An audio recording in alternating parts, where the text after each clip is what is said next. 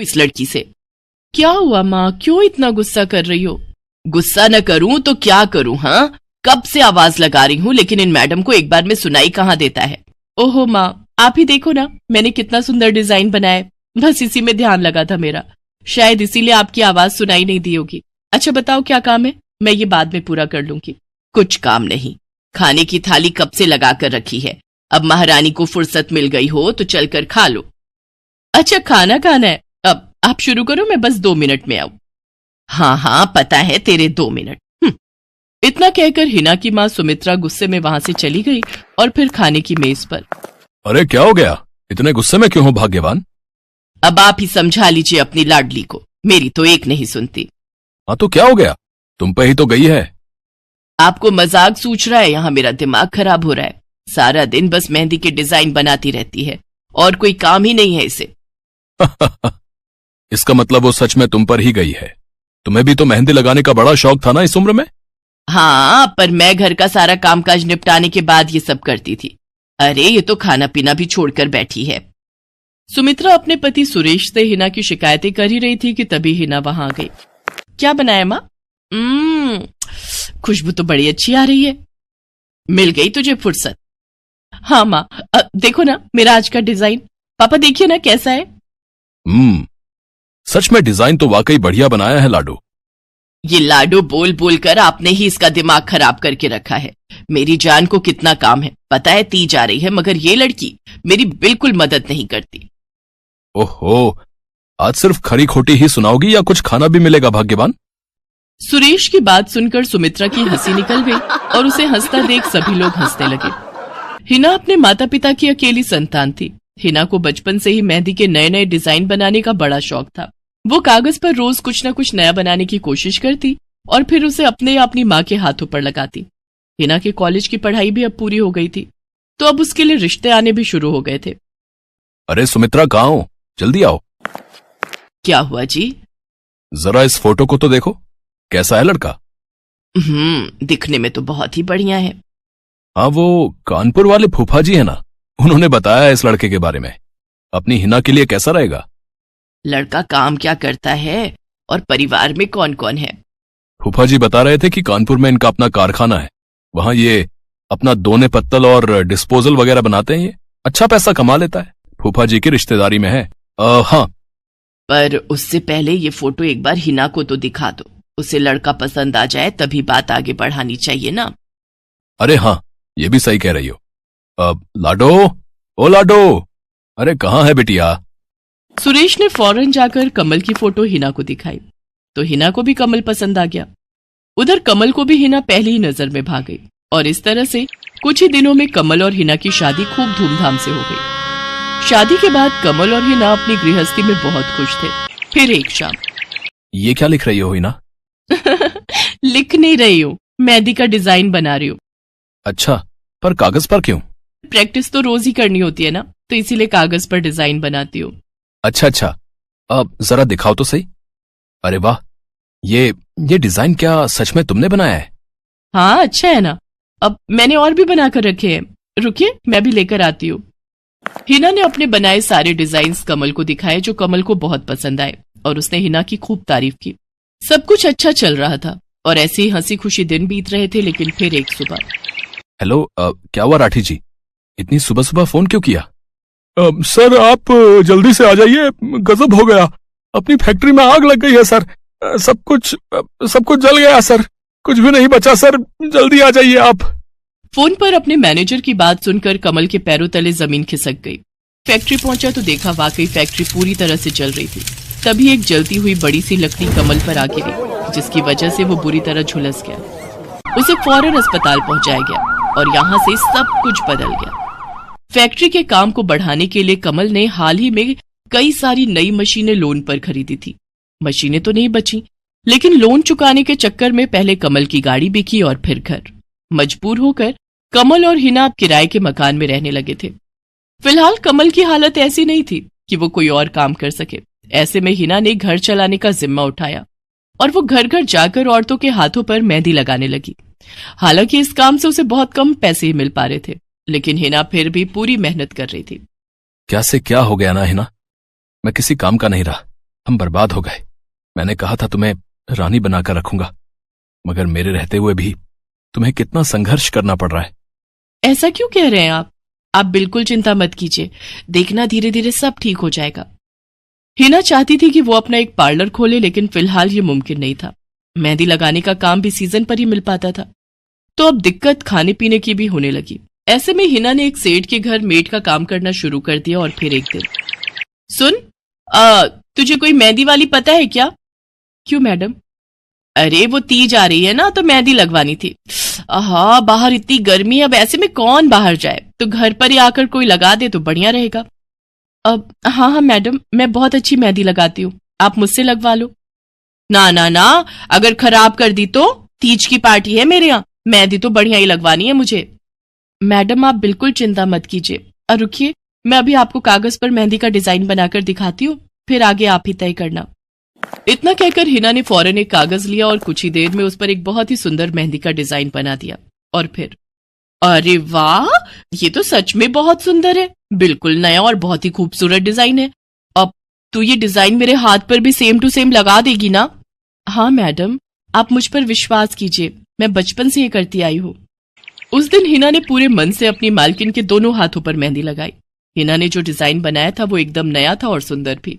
फिर अगले दिन, नमस्ते साहब, वो आपको कुछ? हाँ, मैं तुम्हारा ही इंतजार कर रहा था। ये कल शिवानी के हाथों पर तुम ही ने मेहंदी लगाई थी ना? जी साहब, मैंने ही लगाई थी। अब कोई गलती हो गई क्या मुझसे? नहीं नहीं, ऐसी कोई बात नहीं है, बस ये जानना था तुमसे कि मेहंदी का वो डिजाइन कहाँ से देखकर लगाया तुमने? कहीं से नहीं साहब, वो तो मैंने खुद से सोचा था, मैं कभी कहीं से देखकर डिजाइन नहीं बनाती। अच्छा, अगर ऐसा है तो जरा ये कागज और जरा इस पर एक मोर की थीम पर बेस्ड एक डिजाइन बनाकर दिखाओ, पर याद रहे डिजाइन बिल्कुल नया होना चाहिए। जी साहब, बस 2 मिनट दीजिए। हिना ने बस कुछ मिनटों के अंदर वो करके दिखा दिया, जिसे देखकर उसका मालिक साहिल मल्होत्रा हैरान रह गया। वाह, सच में कमाल है ये तो। अब तुमने डिजाइनिंग सीखी है क्या कहीं से? नहीं साहब, सीखी तो नहीं, लेकिन मुझे बचपन से ही शौक है मेहंदी लगाने का, तो बस इसीलिए। समझ गया। देखो हिना, तुम्हारा हुनर लाजवाब है और तुम्हें अपने इस हुनर को ऐसे बेकार नहीं जाने देना चाहिए। जी मतलब? तुम्हें पता है ना, मेरी फैक्ट्री में लेडीज कपड़ों के लिए कपड़ा बनता है, लेकिन काफी समय से मैं परेशान हूं, क्योंकि सूट साड़ियों वगैरह के लिए मेरे पास नए डिजाइन की कमी पड़ गई है। लेकिन अब लगता है ये कमी नहीं रहेगी। बोलो, बतौर डिजाइनर मेरे लिए काम करोगी तुम? जी साहब, बिल्कुल करूंगी। ये हिना के लिए सपने के सच होने जैसा था। अब वो काम वाली बाई से एक डिजाइनर बन गई। वो साहिल की फैक्ट्री में बनने वाले कपड़ों के लिए हर रोज नए नए डिजाइन बनाने लगी, और इसके बाद साहिल के फैक्ट्री में बनने वाले कपड़े की डिमांड काफी बढ़ गई, और इसके चलते हिना को भी उसके काम की बढ़िया सैलरी मिलने लगी। हिना अब अपनी कमाई से न सिर्फ अपना घर खर्च चलाने लगी, बल्कि उसने शहर के बढ़िया डॉक्टर से कमल का इलाज भी कराया, जिससे कमल बहुत जल्दी ठीक हो गया और उसने भी काम करना शुरू कर दिया। पर इस सब में पूरा 1 साल बीत गया और एक बार फिर से तीज का त्योहार आया। देखिए तो कैसी लग रही हूं मैं? बिल्कुल चांद जैसी लग रही हो। हिना ने नई हरे रंग की साड़ी पहनी हुई थी, जो उसने खुद डिजाइन की थी, और वाकई वो उसमें बहुत ही सुंदर लग रही थी। हिना, तुम सच में बहुत बहादुर हो। मैं तो उस हादसे के बाद उठकर खड़ा ही नहीं हो पाता, लेकिन तुमने सब कुछ ठीक कर दिया। तीज का ये त्योहार ही इसलिए है जी, मैं आपको कभी कुछ नहीं होने दूंगी।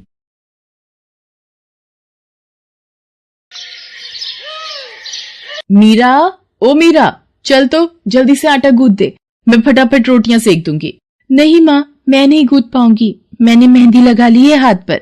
क्या? सुबह सुबह तू फिर मेहंदी लगाकर बैठ गई? बड़ी मक्कार है सच में, काम में मदद ना करनी पड़े इसलिए जब देखो मेहंदी लगाकर बैठ जाती है।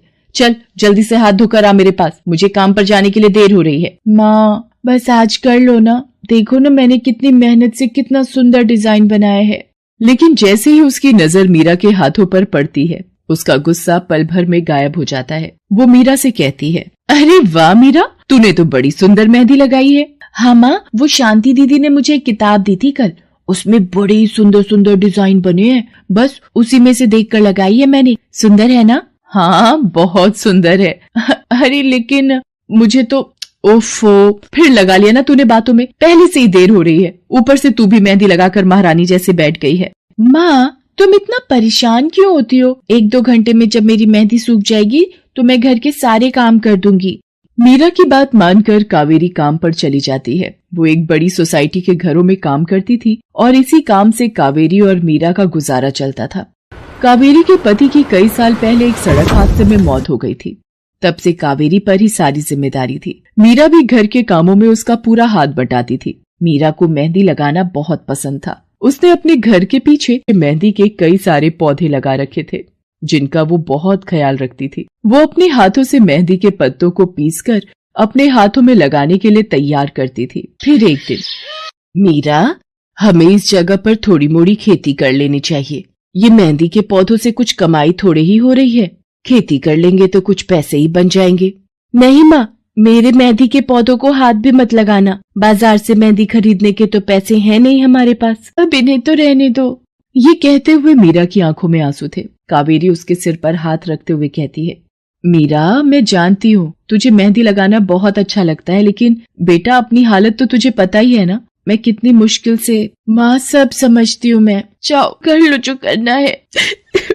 इतना कहकर मीरा रोते हुए वहाँ से चली जाती है। कावेरी को उसके लिए बुरा लग रहा था। वो मीरा की मेहंदी के पौधों को कुछ नहीं करती।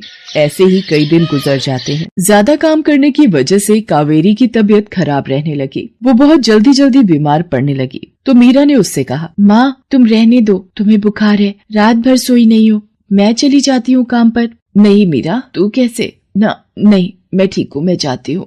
कावेरी जैसे ही उठकर चलने की कोशिश करती है, अचानक उसे चक्कर आ जाता है। मीरा उसे सहारा देकर बिस्तर पर लिटा देती है और उससे कहती है, बस माँ, अब तुम आराम करोगी और काम पर अब से मैं जाऊंगी। कावेरी घर पर रहकर आराम तो कर रही थी, लेकिन वास्तव में उसे अच्छे इलाज की भी जरूरत थी, जिसके लिए पैसे थे नहीं। दूसरी तरफ अब हर रोज मीरा काम पर जाती और लौटकर घर के भी सारे काम उसे ही करने पड़ते थे। इस सब में उसे मेहंदी लगाने का बिल्कुल भी वक्त नहीं मिल पाता था। मीरा, कितने दिन हो गए तूने मेहंदी नहीं लगाई? हाँ माँ, बस मन नहीं कर रहा। अच्छा, मेहंदी लगाने का तेरा मन नहीं? मैं सब जानती हूँ। मैंने बिस्तर पकड़ लिया है और मेरी फूल सी बच्ची पर सारे काम पड़ गए हैं। अब बस बहुत हो गया आराम। मीरा, जा, तू जाकर मेहंदी लगा ले। आज मैं जाऊंगी काम पर। नहीं माँ, तुम कहीं नहीं जाओगी, मैं कर लूंगी सब। और मैं सच बोल रही हूँ, मैं बड़ी हो गई हूँ। ये मेहंदी का मुझे शौक नहीं। इतना कहकर मीरा काम पर जाने के लिए घर से निकल जाती है। कावेरी की आंखों में आंसू आ जाते हैं। मीरा सोसाइटी के कई घरों में काम करती थी। उन्हीं में से एक घर आरती का भी था। उसके घर पर तीज का त्योहार बड़े धूमधाम से मनाया जाता था। तीज की तैयारियों में मीरा भी मदद कर रही थी। इसी बीच, अरे ऐसे कैसे? मैंने सारे रिश्तेदारों को बुला लिया है, मेरी सारी फ्रेंड्स भी आने वाली हैं। मैं क्या कहूँगी उन्हें? फोन पर काफी देर बहस करने के बाद आरती फोन रख देती है। उन्हें उदास देखकर मीरा उससे पूछती है, क्या हुआ मैडम जी, आप कुछ परेशान लग रहे हो? हाँ मीरा, बड़ी मुसीबत हो गई। कल तीज का फंक्शन है, मैंने सबको मेहंदी लगवाने के लिए यहीं बुला लिया है और आखिरी मौके पर ये पार्लर वाली धोखा दे गई। कह रही है कल नहीं आ पाएगी। अब क्या होगा? इतनी जल्दी कौन तैयार होगा सबको मेहंदी लगाने के लिए? मैडम जी, वैसे मैं भी ठीक ठाक मेहंदी लगा लेती हूँ। अरे हाँ, कावेरी ने मुझे बताया तो था एक बार कि तुझे मेहंदी लगाने का बहुत शौक है। वैसे मुझे तो कोई परेशानी नहीं है। तू देख ले बेटा, बहुत सारे हाथ लगाने होंगे और मेहंदी बढ़िया लगनी चाहिए सबके। आप बिल्कुल चिंता मत करिए मैडम जी, मैं सब अच्छे से करूँगी। बहुत दिनों बाद मीरा के चेहरे पर खुशी थी। उसने घर पहुंचते ही मेहंदी के खूब सारे पत्ते तोड़कर पत्थर पर पीसना शुरू कर दिया। ये देखकर कावेरी ने मीरा से कहा, अरे मीरा, शाम हो गई है, अब मेहंदी मत लगा, मौसम भी ठंडा है बेटा। ये मेहंदी मैं अपने लिए नहीं पीस रही माँ, वो 5वें फ्लोर वाली मैडम जी है ना, कल उनके यहाँ लगानी है। अच्छा बेटा, पर ध्यान से बेटा, वो बड़े लोग हैं, कोई गलती ना हो जाए। माँ, तुम बिल्कुल चिंता मत करो, मेहंदी लगाने में मुझसे कभी कोई गलती हो ही नहीं सकती। मीरा खूब सारी मेहंदी तैयार करके अगले दिन आरती के घर पहुंच जाती है। वो अपनी मेहंदी को कोन में भरने लगती है कि तभी आरती की एक फ्रेंड आरती से, आरती, ये किसे बुला लिया तुमने? मैंने जिस पार्लर का नंबर दिया था तुम्हें, उससे बात नहीं हुई क्या? हुई तो थी, लेकिन उसने आखिरी वक्त पर मना कर दिया। तुम बिल्कुल चिंता मत करो, ये मीरा है, मेरी हाउसमेड है ना कावेरी, ये उसी की बेटी है। बहुत अच्छी मेहंदी लगाती है ये। ओफो आरती, तुम भी ना, पार्लर की बात अलग होती है, उन लोगों का मटेरियल ब्रांडेड होता है, मेहंदी के रचने की गारंटी मिलती है वहाँ से, और इसकी मेहंदी तो मुझे कुछ समझ नहीं आ रही। इस पर तो कोई लेबल तक नहीं है। अगर कुछ गलत रिएक्शन हो गया हाथों पर तो। आप बिल्कुल चिंता मत कीजिए मैडम जी, ये मेहंदी मैंने खुद पीस कर तैयार की है। मेरे पास बहुत सारे मेहंदी के पौधे हैं, इसमें कुछ भी ऐसा नहीं है जो आपके हाथों को नुकसान दे। ना भाई ना, सॉरी आरती, बट मैं अपने हाथों को लेकर कोई रिस्क नहीं ले सकती। तुम सब लगवाओ, मैं तो पार्लर जाकर ही लगवाऊंगी। इतना कहकर आरती की दोस्त शालिनी वहाँ से चली जाती है। आरती मीरा को इशारा देकर काम शुरू करने को कहती है। अरे वाह, मानना पड़ेगा, इस बच्ची ने कमाल की मेहंदी लगाई है। मुझे तो नहीं लगता कि इस मेहंदी का वैसा रंग आएगा जैसा पार्लर वाली मेहंदी का आता है। अब बस भी करो शालिनी, मेहंदी कैसी रचेगी ये कल तक पता चल ही जाएगा ना। बच्ची है वो, उसे इस तरह डराओ तो मत। अरे मुझे क्या, मेरे हाथ कौन सा खराब होने वाले हैं। तुम ही लोग लगवाओ और तुम ही भुगतना। शालिनी गुस्से में वहाँ से चली जाती है। उसे पूरा यकीन था कि मीरा की मेहंदी रचेगी नहीं, साथ ही हाथों पर उसका गलत रिएक्शन भी हो सकता है। लेकिन जो हुआ वो इससे बिल्कुल अलग था। अगले दिन मीरा के घर पर। अरे मैडम जी, आप यहाँ? आपने तो आज काम पर आने के लिए मना किया था ना, मैं इसीलिए नहीं आई। हाँ, कल तुम कितना थक गई थी, इसीलिए मैंने आने को मना किया। मैं यहाँ तुम्हें काम पर बुलाने नहीं बल्कि किसी और काम से आई हूँ। अंदर नहीं बुलाओगी? अरे माफ कीजिएगा मैडम जी, आइए अंदर आइए। आरती को देखकर कावेरी भी बिस्तर से उठकर खड़ी हो जाती है। आरती के साथ उसकी दोस्त शालिनी भी थी। मीरा उन दोनों को पानी देते हुए कहती है, ये लीजिए मैडम जी, मेहंदी तो ठीक से रची ना मैडम जी? ये तुम्हें मैं नहीं शालिनी बताएगी। फिर शालिनी अपने हाथ मीरा की तरफ बढ़ा देती है। उसके हाथों पर कई जगह छाले पड़े हुए थे। ये देखकर मीरा उससे कहती है, अरे ये क्या हुआ मैडम जी? मैंने तुमसे मेहंदी नहीं लगवाई, उल्टा तुम्हारा अपमान करती रही। उसी की सजा मिली है मुझे। मैंने सबसे महंगे वाले पार्लर में जाकर मेहंदी लगवाई। मैंने उनसे जोर देकर कहा कि मेहंदी का रंग बहुत बढ़िया आना चाहिए। इस चक्कर में उन्होंने पता नहीं क्या क्या मिला दिया मेहंदी में, और मेरे हाथों का ये हाल हो गया। और दूसरी तरफ तुम्हारी मेहंदी, जिसने भी लगवाई उसके हाथों की रंगत ही अलग है। देखो आरती के हाथ देखो जरा। आरती ने अपने हाथ आगे बढ़ा दिए, जिन पर मीरा के हाथों से लगी मेहंदी का बहुत ही अच्छा रंग चढ़ा था। फिर आरती कावेरी के पास जाकर उससे बोली, बस कावेरी, ये झाड़ू पोछा और बर्तन बहुत करवा लिए तुमने मीरा से। ये अब वो करेगी जो इसे करना चाहिए। जी क्या मतलब मैडम जी? ये अब मेहंदी लगाएगी सबके हाथों पर। हमारी एक दोस्त का अपना ब्यूटी पार्लर है, उसे मीरा का काम और उसकी मेहंदी की क्वालिटी बहुत अच्छी लगी। वो मीरा को अपने यहाँ काम देना चाहती है। अच्छे पैसे भी देगी वो मीरा को, और तो और वहाँ रहकर मीरा पार्लर के दूसरे काम भी सीख पाएगी। आरती की बात सुनकर कावेरी की आंखों में आंसू आ जाते हैं। वो हाथ जोड़कर आरती का शुक्रिया अदा करती है। मीरा भी बहुत खुश थी। अब न सिर्फ वो अपना मेहंदी लगाने का शौक पूरा कर सकती थी, बल्कि अच्छे पैसे कमाकर अपनी माँ का इलाज भी करवा सकती थी। एक समय की बात है, केशवपुर नामक गांव में सरला नाम की एक बूढ़ी विधवा औरत अपने बेटा बहू के साथ रहती थी। सरला की बहू जया स्वभाव से बहुत बुरी थी। वो रोजाना सरला से बात बात पर लड़ती रहती थी। सरला का पति किशन शहर में मजदूरी करता था, इसलिए वो कभी कभी ही गांव आ पाता था। किशन शहर से घर खर्चे के लिए पैसे भेजता तो 2 लिफाफे भेजता, एक अपनी माँ के नाम और एक अपनी पत्नी के नाम। पर जया सरला के पैसे भी अपने पास ही रख लेती थी। ऐसे ही एक दिन, ये सरला देवी और जया जी के नाम के मनी ऑर्डर हैं। लाओ भैया, जल्दी से मुझे दे दो। ये सरला देवी के हस्ताक्षर करके ही उन्हें मिलेगा। माँ जी आराम कर रही हैं, लाओ मैं अंगूठा लगवा कर लाती हूँ। ए बुढ़िया, जल्दी से इस कागज पर अंगूठा लगा दे। भैया मनी ऑर्डर मुझे दे दो। जया सारे पैसे अपने पास रख लेती है और अपने और बेटे बिट्टू के लिए खाने पीने की चीजें खरीद लाती है। माँ बहुत भूख लगी है। ये देख मैं तेरे लिए कितने सारे पकवान लाई हूँ, पूड़ी, छोले, समोसे, कचौड़ी। चल हम दोनों मिलकर खाते हैं, मजा आ जाएगा। जया बहू, बहुत भूख लगी है, सुबह से कुछ भी नहीं खाया है। अगर थोड़ा सा कुछ खाने को मिल जाता तो। पता नहीं इस बुढ़िया को कितनी भूख लगती है, जब देखो हम माँ बेटे के खाने पर नजर लगाती रहती है। ये ले पकड़, आधी कचौड़ी दे रही हूँ, अब रात तक कुछ खाने को नहीं मिलेगा। और तुझे तो मैंने बोला था कि कपड़े धो देना, तेरे से अभी तक कपड़े नहीं धुले। ये कचौड़ी खाकर चुपचाप सारे कपड़े धो देना, नहीं तो मुझसे बुरा कोई नहीं होगा। बेचारी सरला कचौड़ी का एक टुकड़ा खाकर भला क्या पेट भरती। वो फिर से दोबारा काम पर लग जाती है। एक दिन किशन शहर से वापस आने वाला था। जया को पता था कि जब किशन सरला से पूछेगा कि वो उसे पैसे बराबर भेजता है तो उसे मिलते हैं या नहीं। ये बात सोचकर जया थोड़ा घबरा जाती है और वो सरला से कहती है, ओ बुढ़िया, अगर तूने अपने बेटे से कहा कि तुझे उसके भेजे हुए पैसे नहीं मिलते तो मुझसे बुरा कोई नहीं होगा। वो तो एक दिन रहकर चले जाएंगे, उसके बाद जो मैं तेरा हाल करूंगी ना, फिर तू देखती रह जाएगी।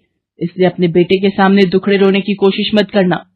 नहीं बहू, मैं किशन को कुछ नहीं कहूंगी। माँ, मैंने तुम्हें पैसे भेजे थे, वो तुम्हें मिल गए थे ना? अरे आप बिना कैसी बातें करते हो? माँ जी को मैं बराबर से पैसे देती रहती हूँ। माँ जी, ये लो गरम गरम पनीर के पकौड़े, आप भी खाओ। किशन 2 दिन रहकर शहर वापस चला जाता है। जया फिर से अपने रूप में आ जाती है। दिन भर सरला काम करके एक दिन चक्की से आटा पिसवा कर लौट रही थी कि अचानक उसे चक्कर आ जाते हैं। रिक्शा में जाती एक लड़की देख लेती है। भैया, इन्हें उठाने में मेरी मदद करो, बेचारी पता नहीं कौन है। सुमन, ये तेरे साथ कौन है? ये रास्ते में बेहोश हो गई थी, मैं इन्हें घर ले आई, लगता है इन्हें होश आ गया है। अब कैसा लग रहा है आपको? मैं ठीक हूँ बेटी, तुम्हारा बहुत बहुत शुक्रिया बेटी। माँ जी, आप इतनी भारी आटे की बोरी अकेले ही उठा कर ले जा रही थी, आपके बच्चे या कोई? सरला की आंखों में आंसू आ जाते हैं, वो रो पड़ती है। माँ जी, कोई परेशानी है तो आप हमसे कह सकते हो, मुझे लग रहा है आप बहुत परेशानी में हो। क्या करूं बेटी, मैं इस जीवन से हार गई हूँ। सरला के दुख का घड़ा फूट जाता है और वो सारा दुख सुमन और बाकी लड़कियों को बताती है। अब इस संसार में जीने की कोई इच्छा नहीं है मेरी। माँ जी, ऐसा मत सोचिए, आप जीवन से यूं निराश मत होइए। अब आप अपनी बहू के पास वापस मत जाना, आप यहाँ हमारे साथ रहो। बेटी, तुम बहुत अच्छी हो, भगवान तुम्हारा भला करे। तुम लोग यहाँ गांव में रहती हो क्या? जी माँ जी, हम मेहंदी वाली हैं। हम लोग मेहंदी लगाने का काम करती हैं और आसपास के गांव और शहरों में मेहंदी लगाने जाती हैं। क्या मैं भी ये काम सीख सकती हूँ? क्यों नहीं, बिल्कुल, और ये तो बहुत अच्छी बात है। हमारे ग्रुप में आप भी जुड़ जाओगे, मैं आपको मेहंदी लगाना सिखाऊंगी। सरला अब उन लड़कियों के साथ ही रहने लगी और कुछ ही समय में वो बहुत अच्छी मेहंदी लगाना सीख गई। इधर जया सरला के कुछ दिन तक वापस न आने से घबरा जाती है। ये बुढ़िया इतने दिनों से कहाँ गायब है, मुझे तो कोई खोज खबर नहीं है।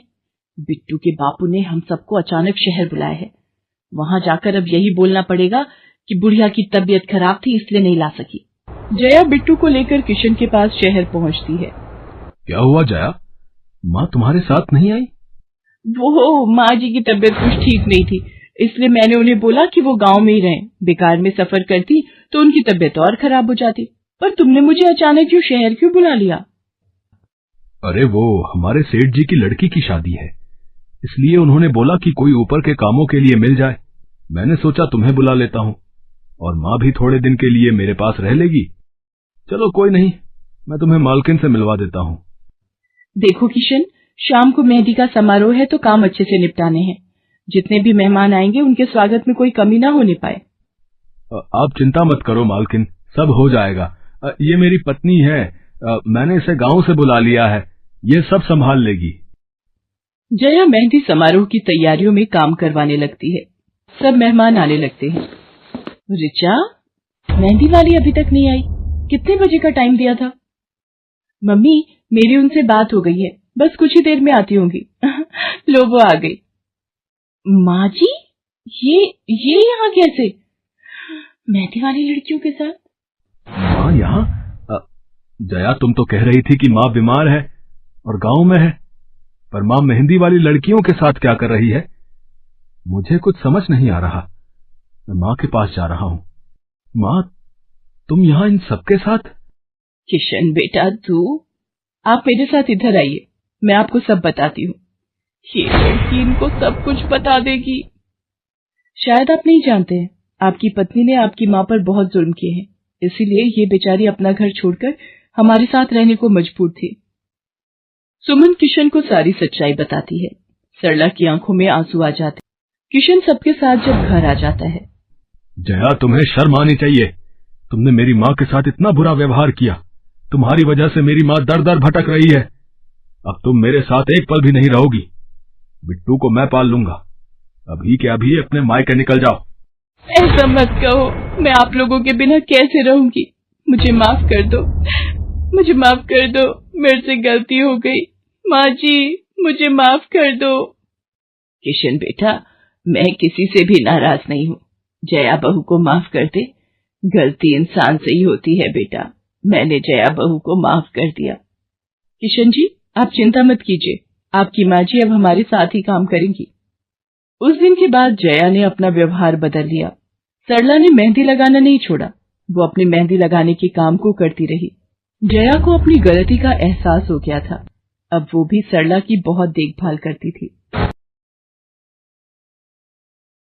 संध्या की बुआ जो कि दिल्ली में रहती थी, वो उसके लिए एक अच्छे घर का रिश्ता लेकर आई थी। देखो भैया, मेरी इतनी जान पहचान तो नहीं है लड़के वालों से, पर इतना जानती हूँ, अड़ोस पड़ोस में कहीं पूछोगे तो लोग अच्छा घर ही बताएंगे। ठीक है सुमन, अगर तुम कहती हो तो लड़के वालों को एक बार बुला लेते हैं। अब संध्या भी लड़के को देख लेगी। संध्या की बुआ लड़के वालों से अपने तरीके से बात कर लेती है और कुछ दिनों बाद संध्या की शादी विपुल नाम के लड़के से हो जाती है। पता नहीं इस काम वाली को छुट्टी लेकर गांव अभी जाना था। उसे पता था शादी वाला घर है, नई नवेली दुल्हन आएगी तो घर में 100 काम होंगे, फिर भी बिना बताए गांव निकल गई। अब मैं दूसरी काम वाली इतनी जल्दी कहाँ से ढूंढूंगी। राजेश्वरी, एक प्याली चाय दे दो तो बड़ी मेहरबानी होगी। सुबह से एक प्याली चाय भी नहीं मिली है। तुम्हें तो जब देखो चाय पीने की पड़ी रहती है। पता भी है एक बर्तन नहीं है धुला हुआ जिसमें तुम्हारी चाय बना दूं।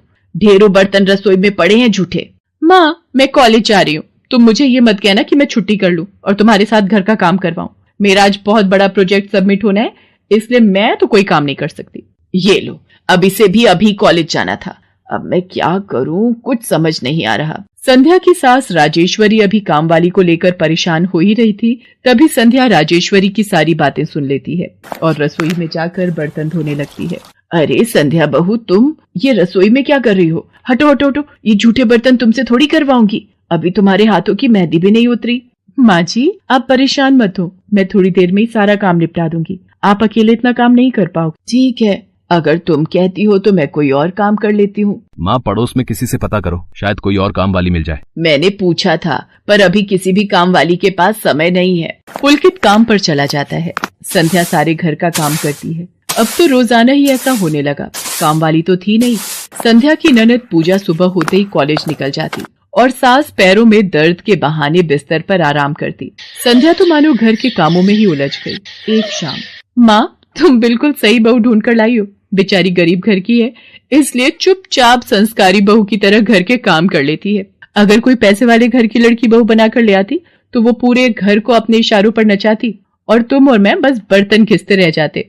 तभी तो मैंने इसकी बुआ को शादी के लिए हाँ कह दिया था। मुझे पता है ये गरीब घर की लड़कियां बड़ी सीधी सादी बहुएं साबित होती हैं।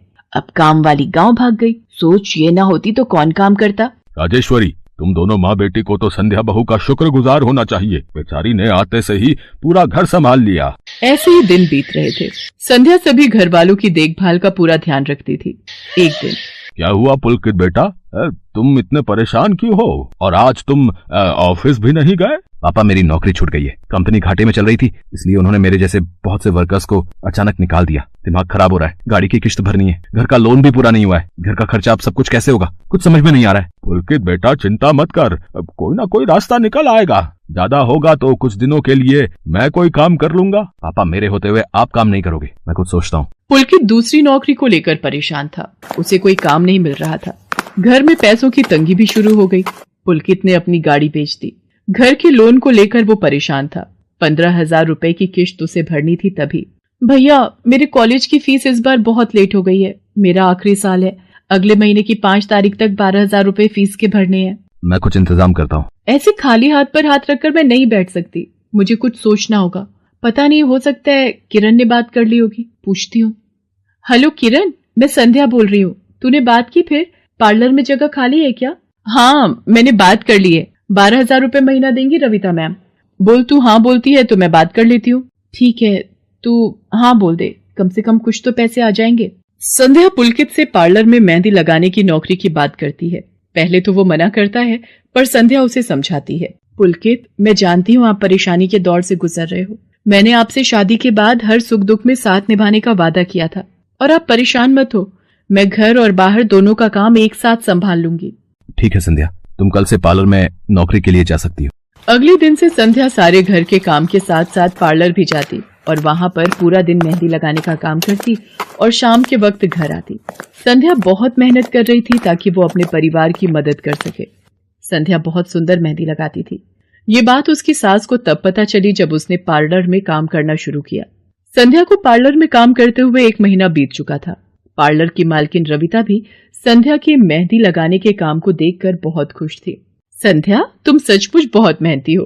पिछले 1 महीने में बहुत से क्लाइंट तुम्हारी तारीफ कर रहे हैं और अपनी फैमिली फ्रेंड्स की शादी या सगाई फंक्शन के लिए तुम्हें ही मेहंदी के लिए बुक करना चाहते हैं। और हाँ, ये तुम्हारी सैलरी 12,000 रुपए। बाकी ये तुमने ओवर टाइम भी शादी के सीजन में बहुत किया है, उसके 6,000 रुपए अलग से दे रही हूँ। थैंक यू मैम, आपने मेरे काम की इतनी तारीफ की। मैं तो बस भगवान की कृपा से मेहनत से करती हूँ। संध्या घर आ जाती है और 12,000 रुपए पूजा के हाथ में रखती है। पूजा, ये तुम्हारी कॉलेज की फीस के पैसे, तुम कल ही अपनी फीस जमा कर देना। भाभी, ये तो आपकी मेहनत की कमाई है, आप ये सारे पैसे मुझे दे रहे हो? नहीं नहीं भाभी। पूजा, तुम मुझे अपनी भाभी कहती हो ना, और भाभी तो माँ समान होती है, तो क्या तुम अपनी भाभी माँ के पैसे नहीं लोगी? तुम अपने भैया से भी तो लेती हो ना। फिर मेरे और अपने भैया में फर्क है, मैं भी तो इस घर का हिस्सा हूँ, इसलिए ये पैसे रख लो। मुझे माफ कर दो भाभी, मैंने ना जाने आपके बारे में क्या क्या गलत सोचा। पुलकित को भी दूसरी नौकरी मिल जाती है। अब संध्या और पुलकित दोनों मिलकर काम करते थे। राजेश्वरी और पूजा भी अब संध्या की घर के कामों में बहुत मदद करती थी।